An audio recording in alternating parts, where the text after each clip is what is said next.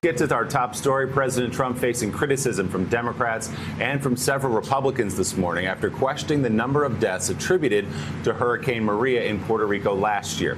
In a pair of tweets yesterday morning, the president wrote, 3,000 people did not die in the two hurricanes that hit Puerto Rico. When I left the island after the storm had hit, they had anywhere from 6 to 18 deaths. The president argued the report, which put the death toll at nearly 3,000, was done by the Democrats in order to make him look as bad as possible, he says. Florida Governor Rick Scott, who's been endorsed by Trump in his bid for the Senate, tweeted yesterday, I disagree with POTUS. An independent study said thousands were lost, and Governor Rossello agreed. I've been to Puerto Rico 7 times and saw devastation firsthand. The loss of any life is tragic. The extent of lives lost as a result of Maria is heart-wrenching. I will continue to help Puerto Rico. By the way, Willie, obviously a lot of huge races in Florida, as Tim Russert has said this year. Florida. You look at the governor's race and you look at the Senate race, it is Florida, Florida, Florida. Absolutely. But Puerto Rico is a huge issue in the state of Florida, whether you're a Republican or whether you're a Democrat, especially in Central Florida, Willie. And when you see Rick Scott, who's been one of the president's most loyal supporters, coming out, when you see Paul Ryan coming out, when you see, of course, the governor of Puerto Rico, who has really tried his best to be as positive toward the president through this whole process, even while the president was having a battle with other officials down there, then you know that it's causing Republicans in the state of Florida a lot of discomfort. Yeah, no question about it. A lot of the Puerto Ricans forced to flee the hurricane have ended up in Florida, of course. So that is a central issue with that governor's race coming up. Well, and they're Americans. And they're Americans. They're going to vote. That's exactly right. Top Republicans yesterday on Capitol Hill offering mixed reaction to the president's tweets yesterday. The casualties don't make a person look bad. That's not. So I have no reason to dispute these numbers. I was in Puerto Rico after the hurricane. It was devastated. This was a horrible storm. I have no reason to dispute those numbers. Those are just the facts of what happens when a horrible hurricane hits an isolated place like an island. It was a tragedy. There's no question about it. And it was a very difficult problem for all of us here in the country. And we should do everything we can to help people in those kind of circumstances.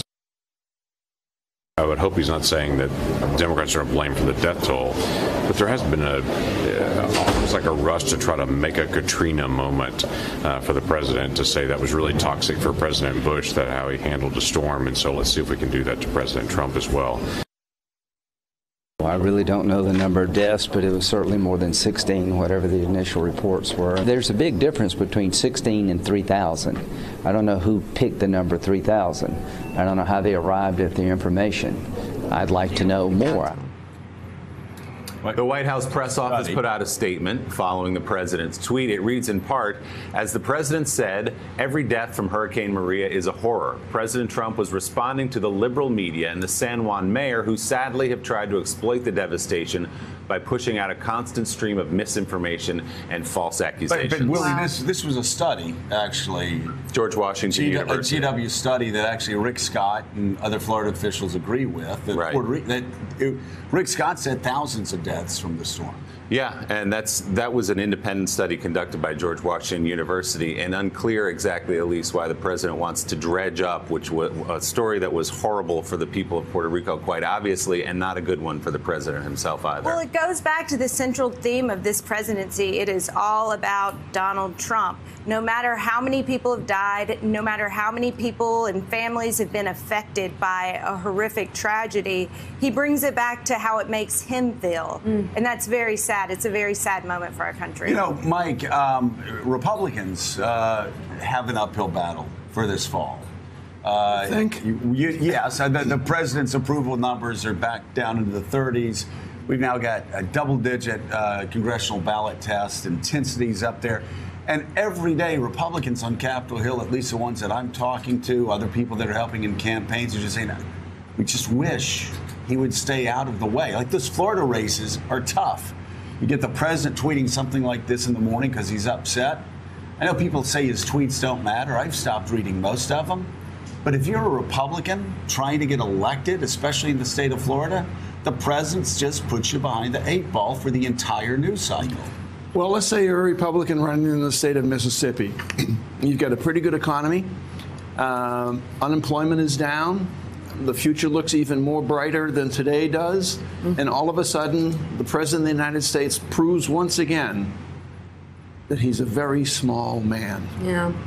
And a lot of people, Republican, Democrat, Independent, I don't care, eventually you get tired of being tired of the tweets. You get tired of being tired of his sense of victimization. That it is, as Elise said, it's always all about him. Well, and I also think what we learned in the conversation we had yesterday with a wonderful group of people here in Oxford, and a lot of Trump supporters. Yes, and you. By the way, Pat. She said, "Bless your heart," and wink. That's not a compliment. Oh, you got to bless your heart. I got a wink and a bless your heart. She got a wink. Really, the wink was just like it wasn't even like a.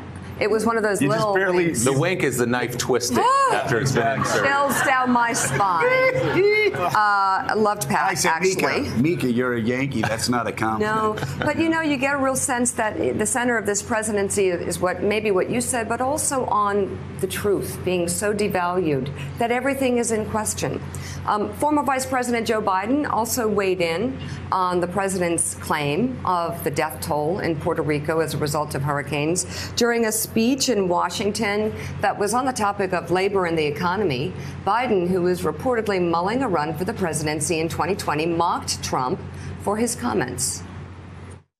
My dad had an expression for real. He used to say, Joey, and he'd say it to all my siblings, don't compare me to the Almighty, compare me to the alternative.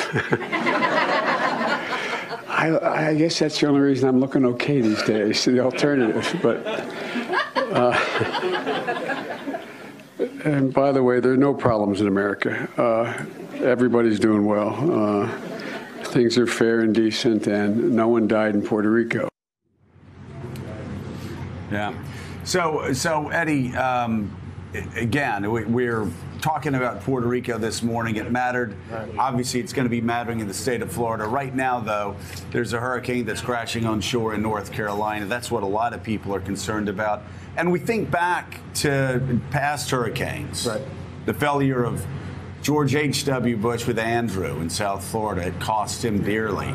And, of course, we all know around here about Katrina and what that cost George W. Bush. And I will say, I'm not exactly sure where Puerto Rico fits in there, but you do have several studies where thousands of people have died. Even Republicans are saying thousands of people have died.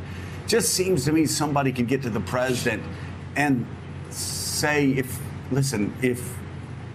anything, just do no harm. Right. Let these Republicans run their races without you making it harder for them every day. We're in the fight for our life, Mr. President. Right. And if they lose, Nancy Pelosi is going to have the power of the subpoena. Let's go golf. Right? Yeah, you would think that. But, I tend to hold a view that Donald Trump struggles to be decent. That's about as generous as I can say it. And in this moment, to lack empathy, to think about a disaster that's bearing down on the Carolinas and to not think about that and instead think about whether or not you're to blame for the disaster that happened in Puerto Rico suggests a kind of narcissism that blunts his capacity to think about the suffering of others. But then there's this other part of it, Joe, that's really interesting, at least to me. There's all of this chaos from the Woodward book to the anonymous op-ed. Right. And there's this view that the White House is chaotic. And when you read the book and you read the stuff, you think that the administration is just simply dysfunctional. And then you combine that dysfunction with the impending disaster, then you worry whether or not they're going to be prepared to deal with all the death and the destruction. And so he's talking about who's the 16, 18. We know 3,000, close to 3,000 people died.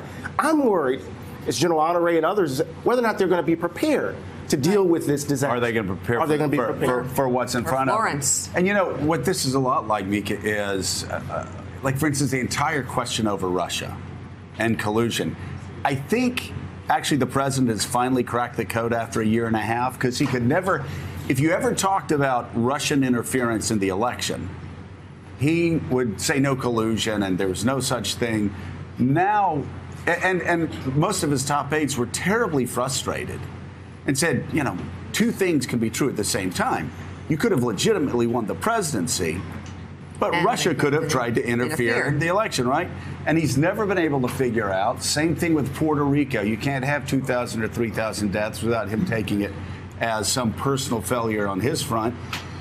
So we'll see what happens there. But it does seem, at least on the Russia front, now he's finally starting to talk about punishing countries that actually are interfering in American democracy. Well, there is a lot more ahead this morning. New developments on former campaign chair Paul Manafort. Is he angling for a pardon? Plus, Democrats launch a last-ditch effort to stall the nomination of the president's Supreme Court pick, Brett Kavanaugh. And, of course, we will continue to follow Hurricane Florence lashing the Carolina coast. The National Weather Service says landfall is imminent. We're going to get the latest track, go live to our reporters on the ground. You're watching a special edition of Morning Joe live in